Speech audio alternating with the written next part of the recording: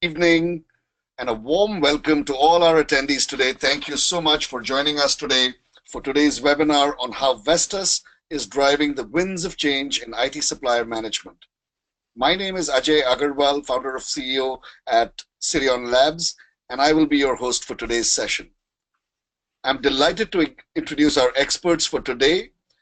Joining me from Vestas is Henrik Stefansen, who's the Senior Director of Global IT Sourcing at Vestas. With more than 15 years of experience, Henrik is a proven IT leader with rich experience in combining technology with enterprise goals to deliver business results. In his current role, Henrik manages an annual global spend of over 50 million euros and has the overall responsibility for shaping and executing Vestas' global IT sourcing function, including sourcing strategy, execution, governance, contract management, and vendor relationship management. Delighted to have you on board, Henrik. Joining me also from UK is the founder, president, and CEO of IACCM, Tim Cummins, who very likely needs no introduction from me. As CEO of IACCM, Tim works with all the major corporations, public sector, and academic bodies, and supports executive awareness and understanding of the role that procurement, contracting, and relational management increasingly play in 21st century business performance and public policy. Prior to IACCM, Tim's business career has involved multiple industries and included executive roles at IBM, where he worked directly with Lou Gerstner in shaping the modern contract management function at IBM. So delighted to have these two join us today in today's seminar.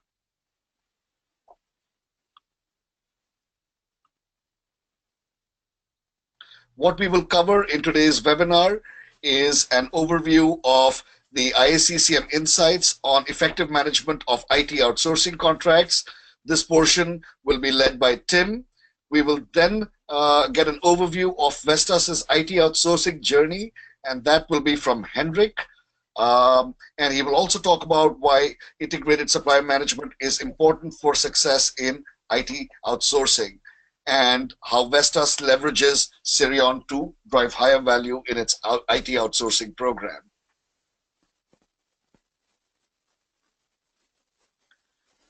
A word on the organizers. IACCM needs very little introduction. It is the pioneering organization that enables organizations and professionals worldwide to achieve global standards in their contracting and relationship management processes and skills.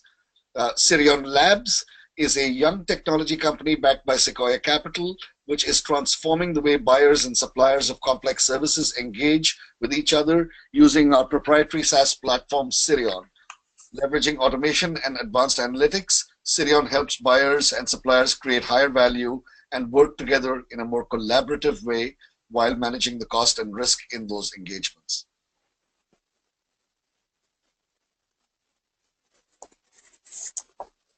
I'm now going to turn it over to Tim to take over the introductory section. Over to you, Tim. Thank you, Ajay. Great pleasure to be here, and certainly a great pleasure because Vestas and Sirion Labs are certainly amongst my favorite companies. I think all three of us, of course, very much committed to those winds of change, and Vestas has been a member for many years and certainly helped me to understand far more about all of the challenges of the alternative energy market and certainly the challenges of building and bringing into performance many of the offshore wind farms in particular. Of course, with Sirion Labs, we have without question one of the most visionary of the contract management support organizations and software solutions. So why does all of that matter? Why do we need to have these visionaries? Why do we need to respond to these winds of change? Well, I don't know how often any of you have looked at your corporate statements, your perhaps most recent annual report, but it would be really interesting if you studied them to find how often your executives and your board are perhaps using words like this as they refer to the requirements for your business to adjust to challenging markets. These are the sorts of characteristics that are very much driving the way that organizations are having to adjust to very testing market conditions, volatile, uncertain, complex, ambiguous, terms that are used with growing frequency and of course which then drive these sorts of requirements.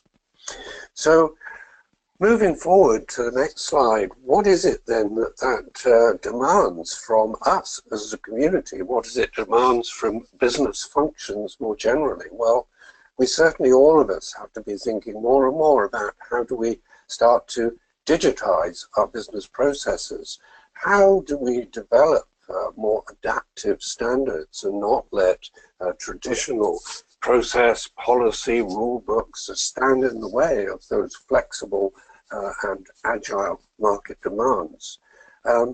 On that question of demand, it also means that we have to think increasingly about not operating as a review and approval function, but actually, whether in procurement, legal, or sales contracting, we have to think about how we provide on-demand support where the business can operate with greater self-sufficiency, but obviously operating with good business judgment, which is pushing us into more and more thought about things like artificial intelligence methods, backed up by things like advanced analytics and natural language processing, emergent technologies that are at the heart of enabling businesses and business functions to operate in an agile method.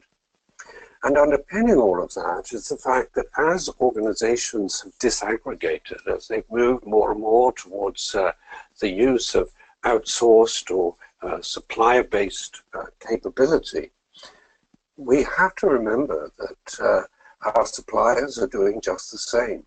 So today, the capabilities that we are making under our contracts, or the capabilities we are creating through our contracts, are in fact about the coordination of complex integrated networks. And contracts, therefore, are beginning to take on a whole new meaning as they become that glue, often the only glue, that sits between these various organizations.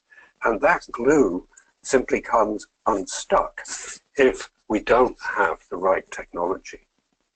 So critical points to bear in mind and to perhaps listen out for as you listen to Henrik in a moment. We have to remember that by and large people are moving away as consumers and as businesses from buying things. We're no longer really buying commodities in the same way. We are increasingly expecting suppliers to take responsibility for outcomes. Secondly, as we move into this dynamic age of new technology, we're seeing massive movement towards greater standardization and simplification of terms, and increasingly moving away from negotiating words within terms and conditions, but rather focusing on the principles. For example, the number of payment days or the triggering of payment becoming due would be a principle, and less time will be spent on words. That, again, will be technology enabled. And as we touched upon, the complexity of our trading relationships means that we are increasingly having to think about how do we manage a virtual enterprise. Now, in order to achieve all of this, we believe and are beginning to see evidence of the fact that businesses are going to think more and more about creating a trading relationship gearbox, a center of commercial excellence that enables the business to operate with the speed and the agility and the adaptability we've been talking about. And the role of those in the contracts and commercial area is going to be to facilitate that gearbox.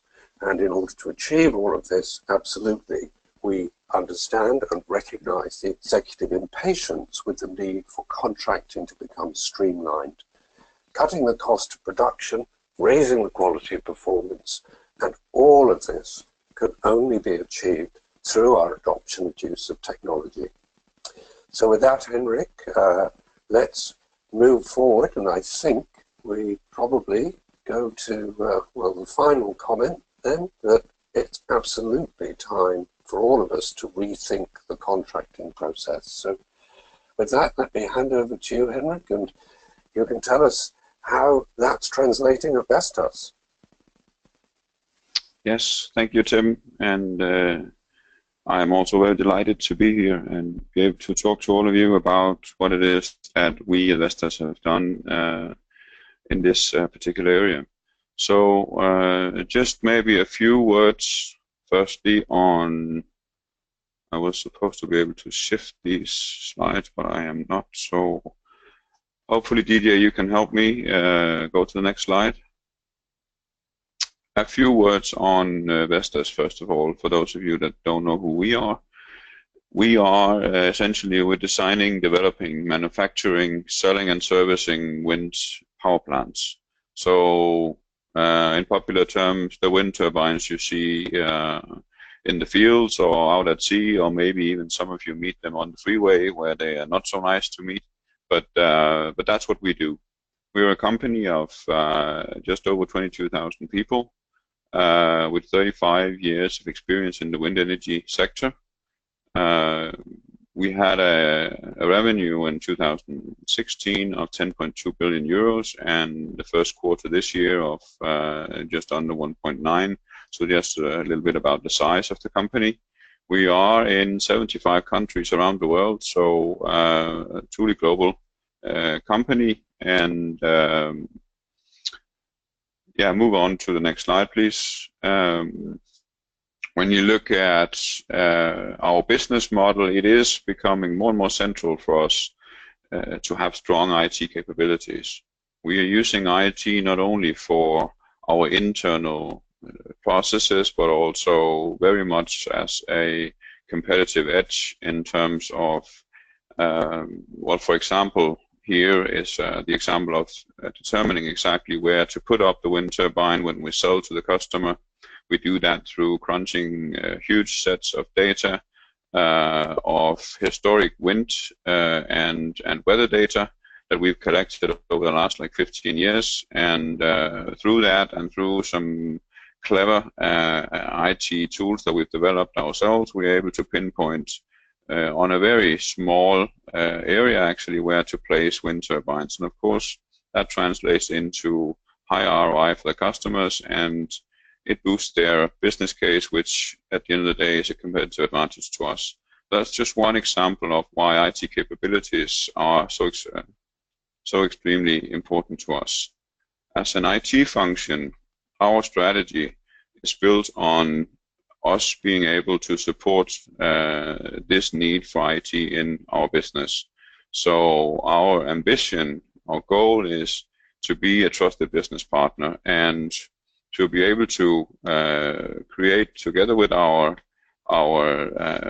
stakeholders in the business IT services that integrate into our customer offerings. Now we do that on the basis of 3 pillars. We must deliver cost-efficient IT, which I'm sure most of you that has to do with something like this in your daily life also have this as a driver. We need to be able to enable business goals, and the way of doing that is through agility, quality, and cost transparency, and supporting that with a model that is based on outsourcing.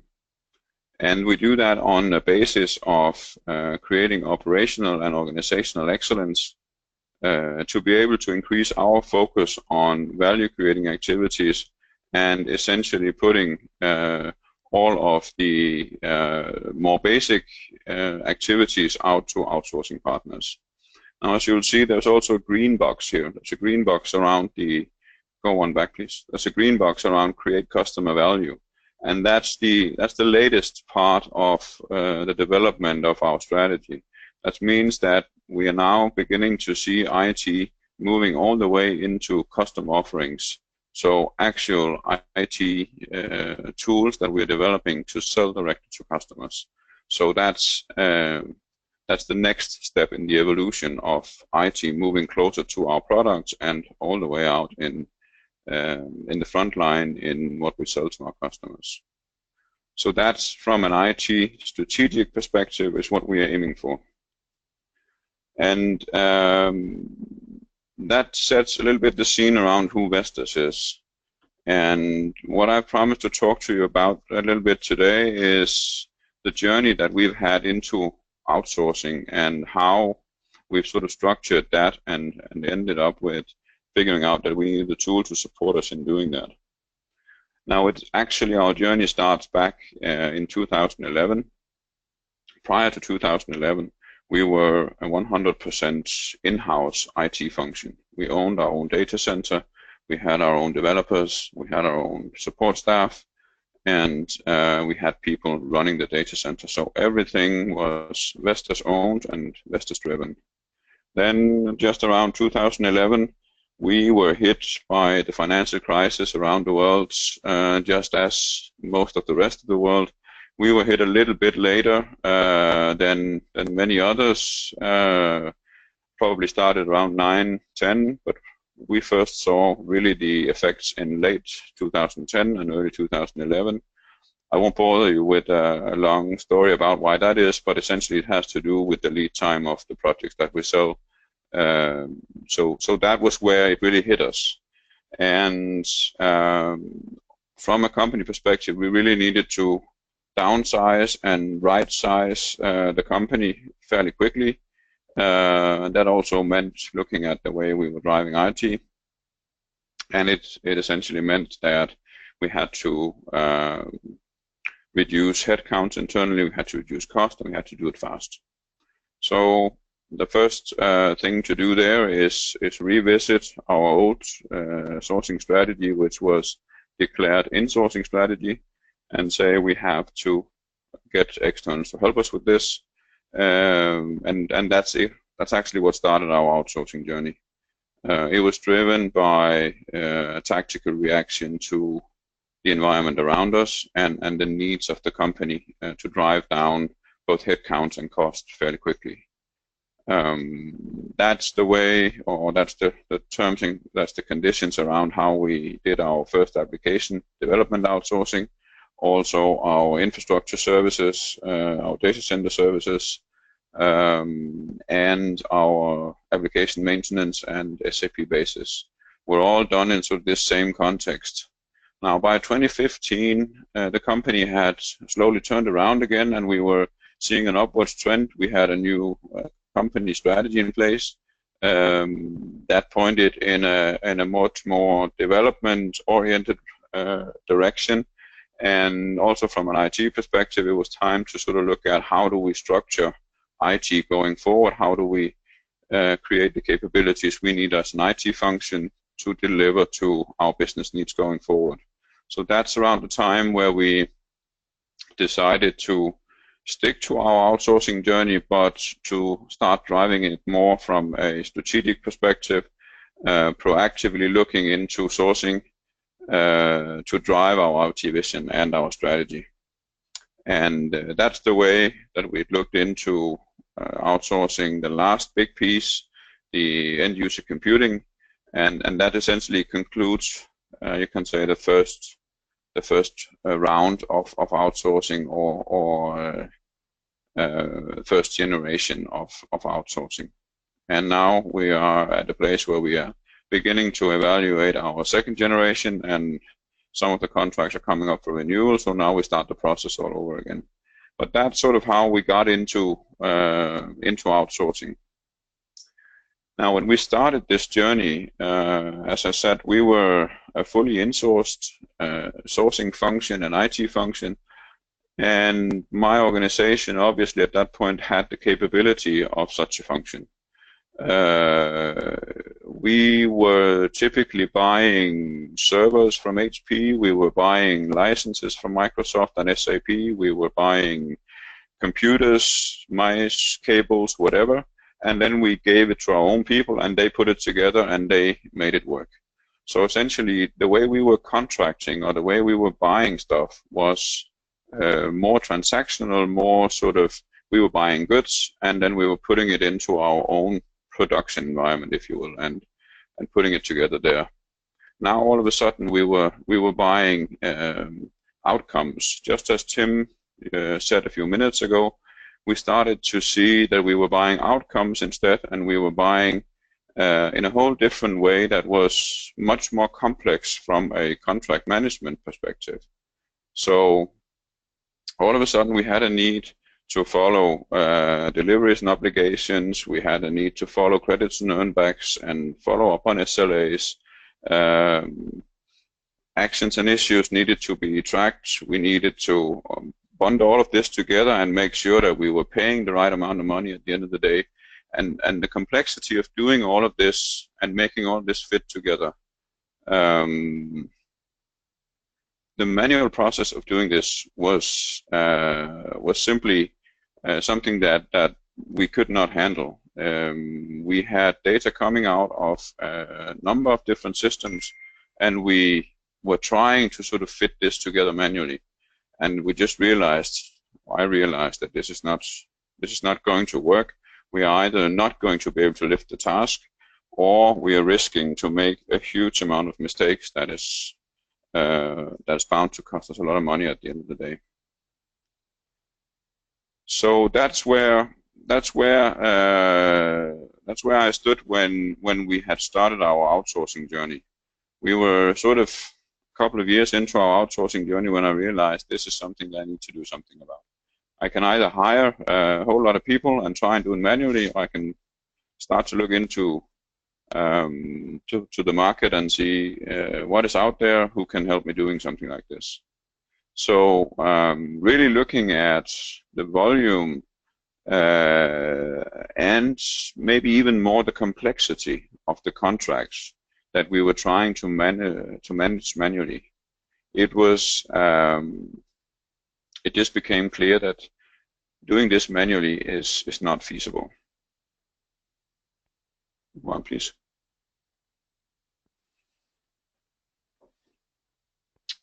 So when I started looking at what it was that drove the complexity and what it was that sort of what is our sorry about that, our situation, what we needed, why we needed to do something about this integrated supplier management system, I broke it down into some key objectives that we were trying to deliver on, and then also what that meant from a management perspective. So we decided from a strategic point of view that build and run was not something that we were going to do anymore. We were not going to develop our own applications anymore. We were not going to run them anymore. We were going to outsource all of that.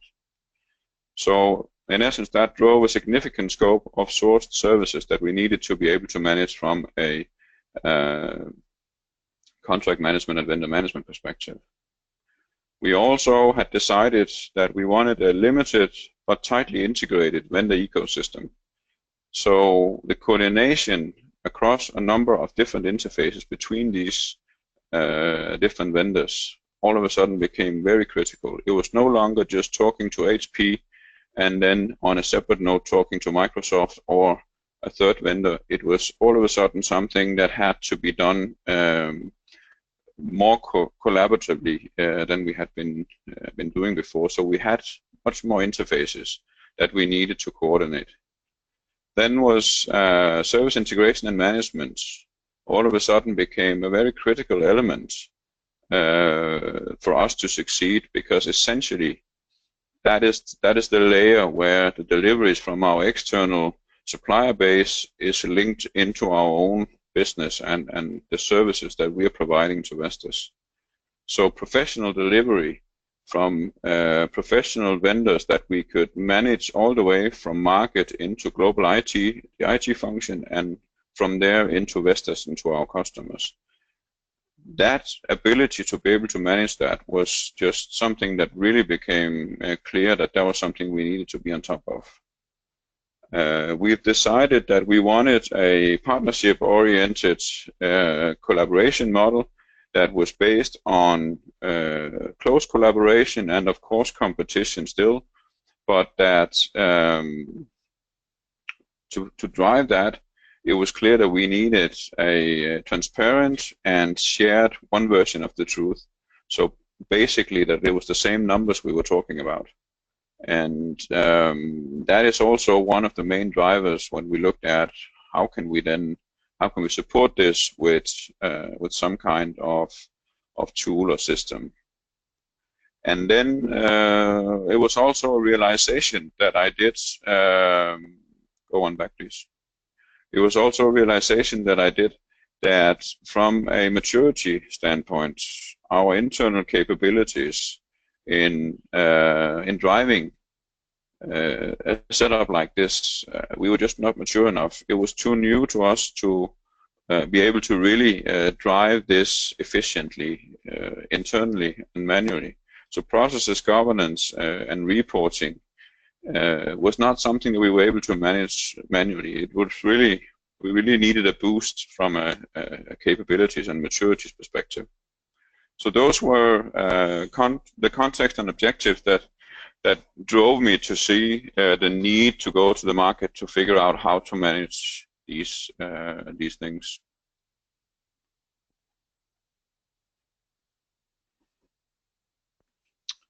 So I set up a set of selection criteria. I said, let's go to the market and see who can help us solve this. I wanted a unified view across our different contracts, the same way of looking at all of it, same way of looking at delivery, SLAs, and invoices, and matching all of this together to make sure we had the end-to-end view of our entire corporation. I wanted to be able to see contract interpretations, so an easy way to, when we have discussions with our different vendors on specific parts of the contract, an easy way to find that and interpret what is it that the contract actually says here. I'm sure that many of you will have been in situations as well, just as I have, where we've had differences of opinion when it comes to the vendor and ourselves in terms of what does the contract say about this specific thing. So I really wanted an easy way of going exactly to where it is that we can find this in the contract. Then I wanted deliveries and obligations tracking. It was clear to me that these contracts, the complexity of these outsourcing contracts, it was a huge task to derive all the deliveries and obligations that both we had and also that the vendor had towards us, and then following up on those. I wanted to make sure that we had SLA reporting that was connected into what was written in the contract, that we could track invoicing, including, of course, service level credits and earnbacks. And then I also wanted, if you remember, I said we wanted a collaborative approach where we were working together across with different vendors. I wanted something that could help me drive relationship health or look into the relationship more from a collaboration point of view than from a performance point of view. So those were the main elements that I went to the market to see if anyone could help me with.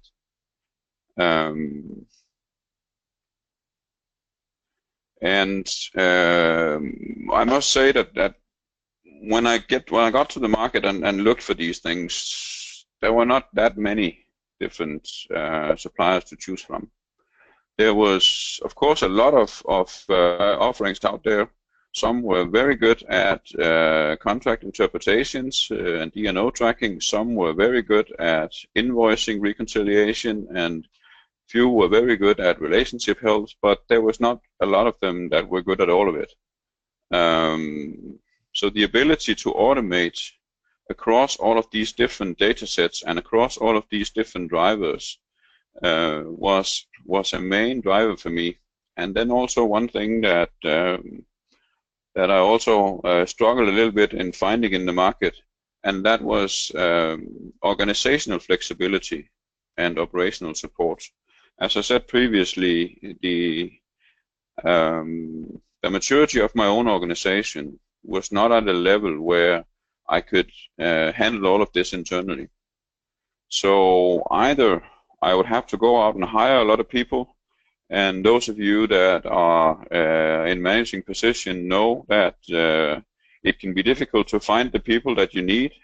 but it can be just as difficult to, well, that might be the wrong words to use, but get rid of them when you don't need them anymore. So when your needs go up and down, it can be difficult to manage that with internal capacity without always having to run with excess capacity. So both from an organizational flexibility and from an operational support perspective, I was also looking for something that could help me, you can say, give me some flexibility in these things. That is what I found Sirion to be able to do when I looked at what they were offering, both from a systems point of view and also from a services point of view on top of the system. That had most of what I was looking for. It was the most complete set of capabilities across these different areas that I was looking for, and essentially that was what drove us to sign up with Sirion at the end of the day. Move on to the next, please. So just to try and illustrate what it is that we are able to do now compared to previously.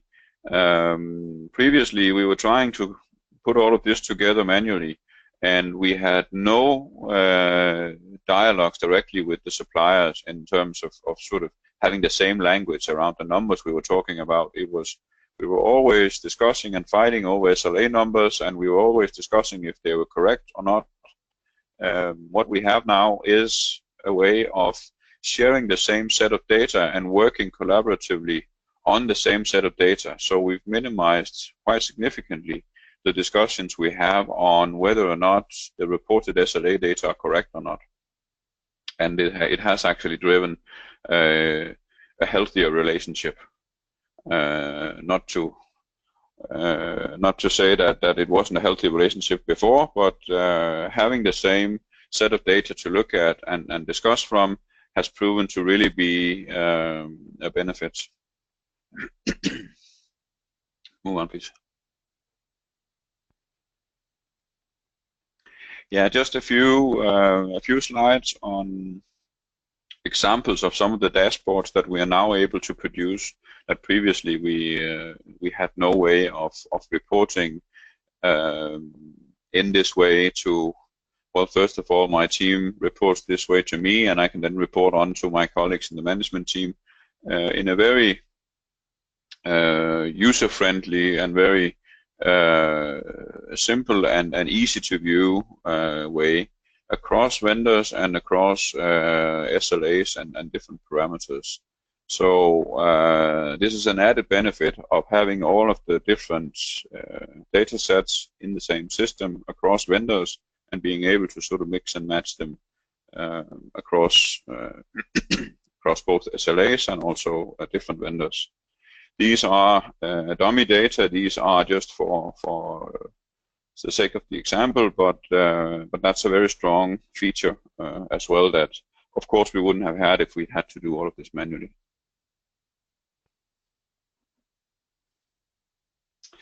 Then, if I reflect a little bit on the journey we've had with Sirion so far. Back in early 2015, we decided to go ahead and implement the system. So we started late Q1, I think, early Q2 to migrate suppliers and contracts. We allowed Sirion some time to extract service levels and KPIs, deliveries and obligations out of the contracts, and then we were able to go live around June 2015. And that meant that we started to get the overview that I was talking about previously. Then we got the first invoice validation. We got Sirion the access to our invoices and the way that the invoices was created, and we could start to validate both the numbers, the actual amounts in the invoices, but also the process of getting to those numbers. So it's essentially the data sources behind those numbers, because I find that can be one area that is very difficult validate as well. In many cases, it's left up to the vendors to come and tell us what numbers came out of their system, and therefore how much money we should pay them this month. And we want, of course, to be able to validate that these numbers are correct. We got the integration to our IACCM data, and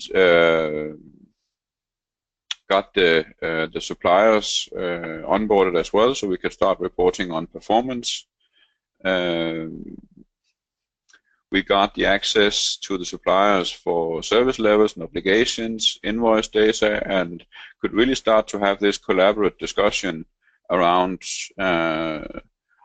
are the invoicing numbers that we are getting, is it correct? Are we being invoiced too much? And I must say that there were a few examples of wrong invoicing, mostly in the beginning, and a positive thing, of course, is that we see now that over invoicing is dramatically reduced.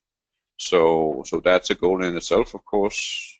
By December 2015, we had already realized a 300% return on investment,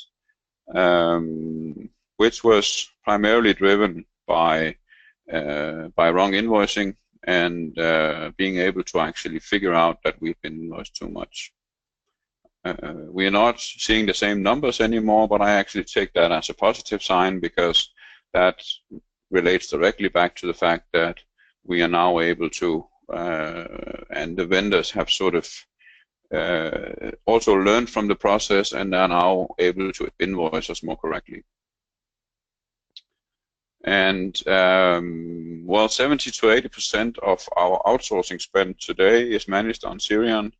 There are still a few outsourcing elements that are not on Sirion yet, but who knows, maybe that's going to happen in the future.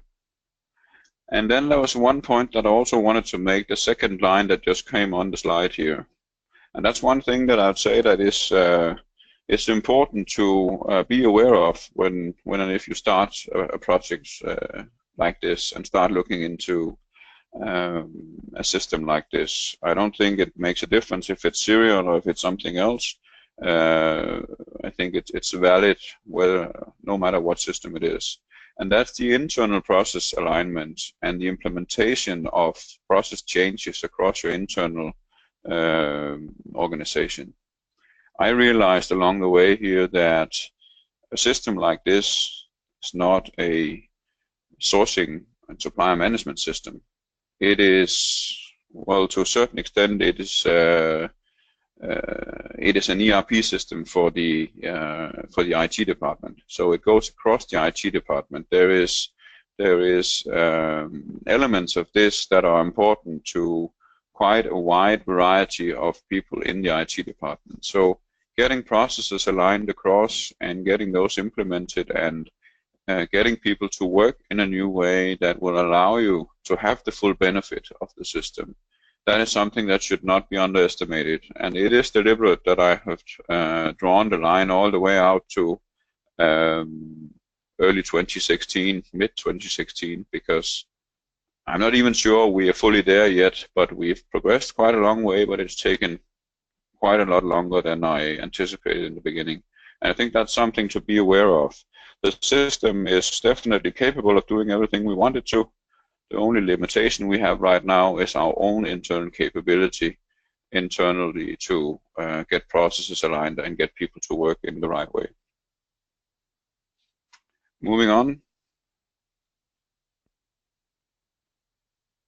So when we look at numbers, well, about 170 million euros in contract value is on the Sirion tool now. As I said, 70 to 80% of our outsourcing spend is on Sirion, and 300% return on investment realized in year one. All in all, I think a positive story that certainly my boss is happy with as well. So the bottom line is that we've seen improved business outcomes from the investment here. We've seen savings, and we've also seen increases or positive impact on our relationships. But you shouldn't underestimate the internal change management and process training. The clear visibility and understanding of our obligations and service levels is really one of the key benefits. The automated monitoring and validation of obligation and service levels and invoices, that match of these different elements. Another one, the integrated view of supply engagement across the entire base of suppliers is a third. And then the improved collaboration with our suppliers through much better management of issues and actions and a much better dialogue across the same set of data. Those are some of the highlights that I'd say I've seen from the journey so far. And then I think as a last slide, just a couple of reflections on what comes after this and what is going to happen next. I have, as I said, a few areas that are outsourced but are not on the tool yet, so I'm considering to put some of these last 20% on there as well. I'm also looking into feasibility of putting some of our higher volume tier 2 service agreements on the tool to see if there's a benefit in that. And then I am discussing with some of my peers further out in the business to evaluate if this is also something that could be used in other areas of the company. Sales and services is an obvious place to look, as the complexity of sales and service contracts are not that different from what it is we're looking for here.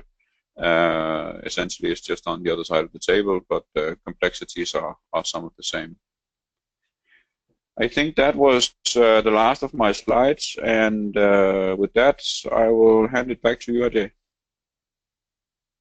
Thank you so much for that fantastic session, Henrik.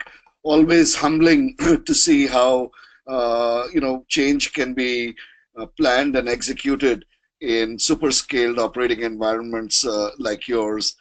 Thank you so much for sharing those insights. I'll confine my remarks to a few of the key elements that we have encountered at Sirion Labs. Firstly, the world that you're kind of experiencing in terms of the services that you're managing is by no means confined to the energy sector. Recent statistics coming out show that over the last 20 years, there has been a direct inversion in third-party procurement spend, moving away from goods and commodities in the direction of services. In fact, the numbers coming out from Forrester for last year indicate that as much as 58% of global third-party spend today is on services. This raises very interesting questions for the companies and the government organizations who are now increasingly dependent on the performance of those suppliers. Next slide. In particular, the question becomes, how do we manage this governance? And as Henrik outlined in his presentation, there is a challenge, of course, of coordinating internally among the various departments who are looking at various aspects of the prism, whether it's the contract, service delivery relationship, or the finance side. But on a deeper level, how do we create a management environment and culture where the external suppliers are part of that same prism and share the same set of data that we do? So in a sense, and I will use the word blockchain here and come back and talk about it at greater length. Next slide.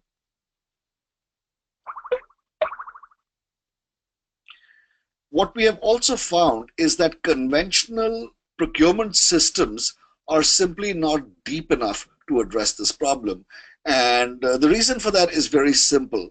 The conventional P2P systems were designed in the mid to late 90s and refined over the last decade, are principally designed for the purchase of goods and commodities.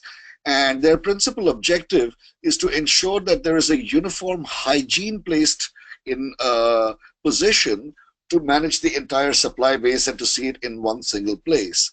The problem that leaves standing is how do we go much deeper for those of our suppliers who are not amenable to the simple P times Q method, or the three-way match of value auditing, and those that particularly in the services category require a much more complex system of unpacking the contract and reconciling the performance. And that really is where the journey, if you will, I think has just begun in this direction. Technology now, as Tim mentioned, is beginning to leverage artificial intelligence, robotics, and many other aspects of computer science to come to terms with this problem. Next slide. From a functional perspective, I think Henrik was quite clear in laying out the landscape. Obviously, the journey begins with the contract, and in original CLM or P2P systems, I think there was a kind of a insufficiency of imagination, because somehow the contract life cycle began with negotiating the contract and ended with putting that contract in a repository. And for people and enterprise stakeholders like Henrik, what that totally ignored is the in-life period of the contract, when it has been signed and is still active. And the question then becomes, how do you bring these contracts alive from the cemetery or the repository in which they have been buried and track them through their in-life period? And that really is, I think, where technology is turning to today. Across all these functions of contracts, performance, finance, relationship, and even the risk elements. Next slide. So the key challenge here then becomes, how do we bring the contract to life? And in the first instance, it's a question of normalizing the objects that are contained or embedded inside a contract, and using artificial intelligence and NLP to start extracting them automatically. And these include, but are not limited to, the metadata in the contract, the pricing information, the service data, service levels, obligations, deliverables, and so on. And once those objects have been excavated, then I think we can start the process of bringing them to life, particularly the computational objects among them, which have mathematical correlatives. Next slide. The second step of this is, so now you can see a pictorial representation here of the Sirion technology doing that. In the picture on the left, you can see the document tree, and on the picture on the right, you can see the actual document in the document viewer, and the yellow highlighted text in the contract is then being captured and represented as an obligation on the right. So this is a post facto, if you will, conversion of natural language into a structured object that is then been capable of being managed and brought to life. Next slide. So this is the idea of the smart contract repository, the dynamic contract repository, as opposed to a cemetery for burying your contracts. Once we've brought these objects to the surface, the question then is about breathing life into them. And I think for the simpler kind of objects like milestones, deliverables, etc., it becomes a question of creating a blockchain environment, allowing the suppliers into the palace, if you will, and allowing them to interactively use workflows, etc., to visibly perform their work on the system. For the service levels, etc., which are more computational in nature, or service level credits or invoices, it's a question of taking the mathematical formula in the contract and then connecting the system to all the other systems that store data on performance and allowing that computation to occur dynamically. So those are the two kind of challenges that technology needs to surmount in order to bring those objects to life. Next slide.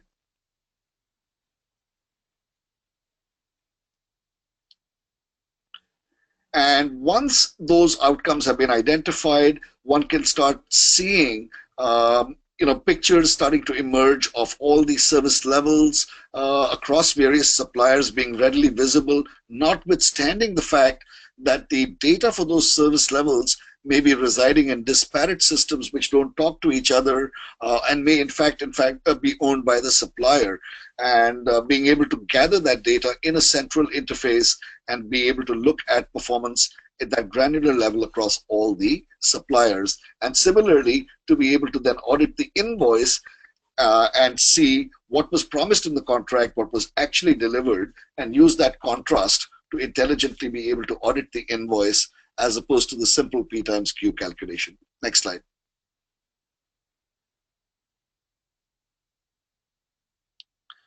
With Sirion, the system is relatively young. It's been in the market only about 2 years. During that 2 years, we have seen a rising trend in the hard savings. Today, we are sitting up just below 10%, and our clients over the last 18 months have saved a shade under $200 million. So we can see the network is starting to grow. The services network that's on Sirion, that is parallel to the goods and commodities network that you can see on Ariba and Coupa. We have a parallel network of complex services suppliers here. That network today is at about 250,000 suppliers and will slowly convert Sirion from being not just an enterprise SaaS company, but over time into a business network where complex services can be freely sold and exchanged and monitored. And in addition to that, what we are really proud of is how we've helped to reduce the manual effort involved in governance by almost 44% during the same period. Next slide, DJ.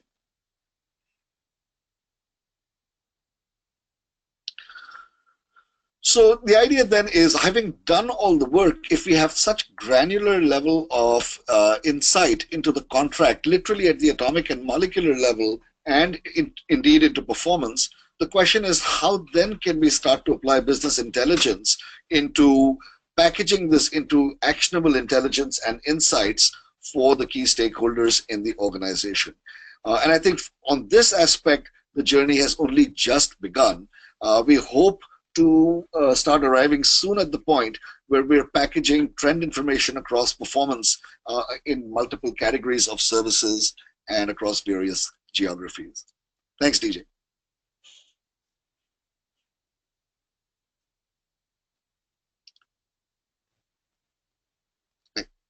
So we now open up this webinar to the next section, which is Q&A. We hope you enjoyed the presentations on the key trends from Tim and the deep case study from Henrik, which was so illuminating, of change at scale, and the few highlights on technology challenges that we're kind of tackling at Sirion. We would now like to open up this webinar to questions. DJ, I'll request you to read out the questions, please. Sure, Ajay. Hi, everyone. I will help Ajay with the Q&A section here. I will read out the questions that we have received. The first question is, and this is probably to Henrik, and also Ajay and Tim, you can chime in. Do you see these challenges across industries, or is it specific to companies from the energy sector? I don't see this being specifically for the energy sector. I see the complexity of outsourcing agreements and the complexity of working with multiple vendors in an ecosystem equally across different sectors and different industries. So I would say that that's the challenge is the same no matter what the industry is. And that exactly is our experience as well, Henrik. We are seeing the trend towards services spend being a secular horizontal trend, and not just across industries, but also applicable to government sectors. Would love to hear Tim's thoughts on as well.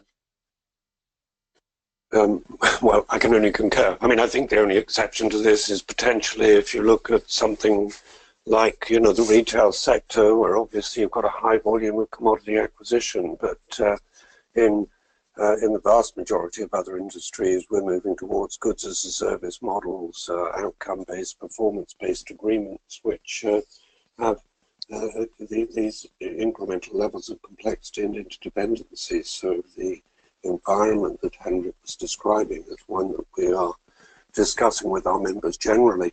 And of course, this is particularly true in a field like IT. I mean, I wrote a blog recently that said, should the CIO be the Chief Commercial Officer of the future? Because, Henrik, I'm sure you're finding this. You can only succeed in IT today if you really have strong contracts and commercial capability. Yes, absolutely. Great. We have another question here, which is about whether integrated supply management is relevant for IT services, or is it applicable to broadly to other kinds of services as well? I don't know who you're asking, but Ajay, yeah, Henrik, please go ahead with your thoughts on this. I would certainly say that, I mean, probably more or less the same answer as before. It is not only applicable to IT services. I think it's applicable to any kind of service-based, outcome-based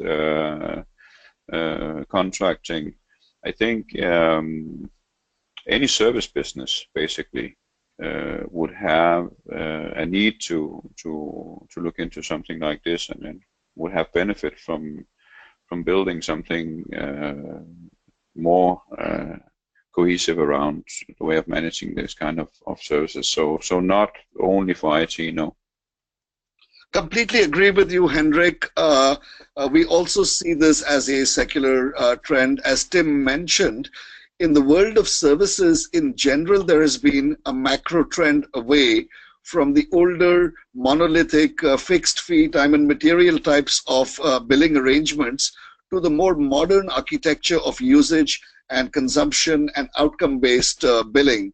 And as that macro trend has played out over the last 10 to 15 years, it has opened up vast areas of services for being managed intensively in the manner that we've discussed in today's webinar. Just a few areas that we have encountered at Sirion Labs, the train networks in UK managed by the Department for Transport today, their services, whether the trains arrive on time, whether the standards of cleanliness in the trains, the quality of the food, etc., that is something that is today being monitored as a complex service on Sirion. You can look at the quality of seeds being grown in various small farmers by a Japanese seed manufacturing company. We can start looking at how oil rigs are being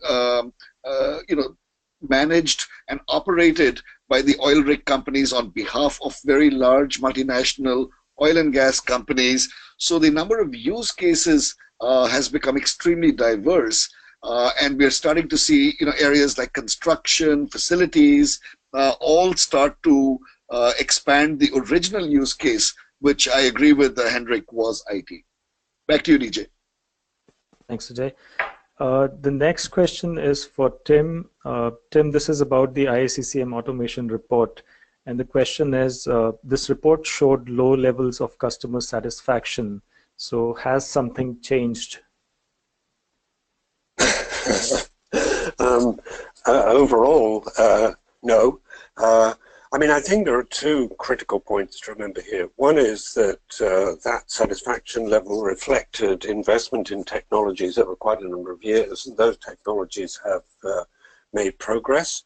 And of course, there are some real front runners in the technologies that are working well for people. And I think, as we've heard today, Sirion Labs is one of those. But I think the second point that was made in the report is that far too often this was a failure by the acquiring organization to really step back and apply proper thought to what it was doing. And it has tried very often to implement automation on top of a highly inefficient and often extremely disjointed business process. Masses of different stakeholders, often little consensus or agreement over what they're trying to do, what their objectives are from contracting. So I think for many, sadly, they brought that failure on themselves. And, you know, I think you've seen again in this webinar the example that Henrik's talked about, which is there needs to be careful thought applied. And I'm sure Henrik would tell us that there was quite considerable in process redesign, drawing on probably a significant cast of characters to make sure that there was consensus across the organization on the new system and its benefits. Thanks, Tim. We'll quickly take one last question and then we'll close. Ajay, this one is for you. ROI from CLM systems is generally difficult to prove. Is Sirion any different from those CLM systems? That's a great question. ROI from CLM systems is difficult to prove, and Tim actually would love to hear your views also on this one, for the simple reason that classical CLM systems have been islands outside the ERP and the general technology backbone of the enterprise, and as such have been unable to integrate themselves with the arterial lifeline of those companies. The more those contracting systems start coming closer to the ERP lifeline, start touching the suppliers' invoices, start touching the actions and issues with those suppliers, the claims and disputes, the exchange of value and indeed payments, that is where that tangible value will start to demonstrate itself. And that basically involves taking the passive posture implied in a conventional contract repository and converting it to a dynamic posture where we are taking those active attributes from the contracts and breathing life into them adjacent to the ERP architecture. That, for me, I think, is the future of contracting and indeed of contracting technology. But Tim, would love to hear your views. Well, I'm going to put it this way, Ajay. You know that your co-conspirator in Sirion Labs, Claude Murray, he and I go back 25 years now. We were both fascinated by the impacts of globalization on business activity and performance, and as such worked on and off together in our respective careers at IBM, General Motors and others to really try to understand the dynamics. Both of us being absolutely convinced that improved contract management is the next secret source, if you like, of business improvement and revenue improvement. And all I can say is that, A, if Claude now fails to deliver on that possibility and that promise, then he's going to be in big trouble.